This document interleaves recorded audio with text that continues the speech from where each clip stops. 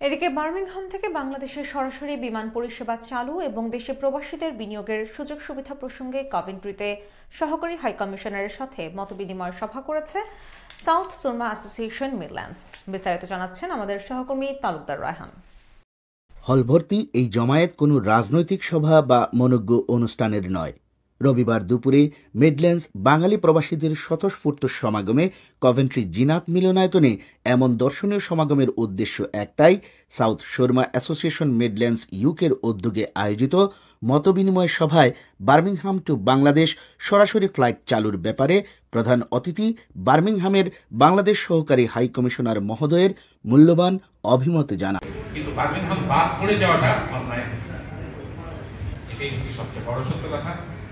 আবার আমি চেষ্টা করব, অবশ্যই আমি আপনাদের সামনে ওয়াদা করলাম, কথা দিলাম।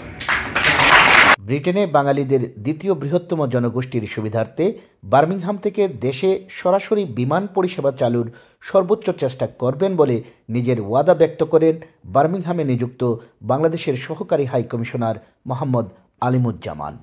বেলা 2টায় আয়োজক সংগঠনের সভাপতি জমিরুল ইসলাম সিরাজের সভাপতিত্বে ও যুগ্ম সাধারণ সম্পাদক মেহরাব উদ্দিনের পরিচালনায় অনুষ্ঠানের শুরুতে আয়োজক সংগঠন ও স্থানীয় বাঙালি কমিউনিটির পক্ষ হতে প্রধান অতিথিকে ফুলেল শুভেচ্ছা জানানো হয়। মিডল্যান্ডস বাংলাদেশি প্রবাসীদের দীর্ঘদিনের দাবি বার্মিংহাম হতে সরাসরি ফ্লাইট চালুর নানা যৌক্তিক দিক তুলে ধরে কভেন্ট্রি বাঙালি কমিউনিটির পক্ষে শুভেচ্ছা বক্তব্য রাখেন তালুকদার রায়হান।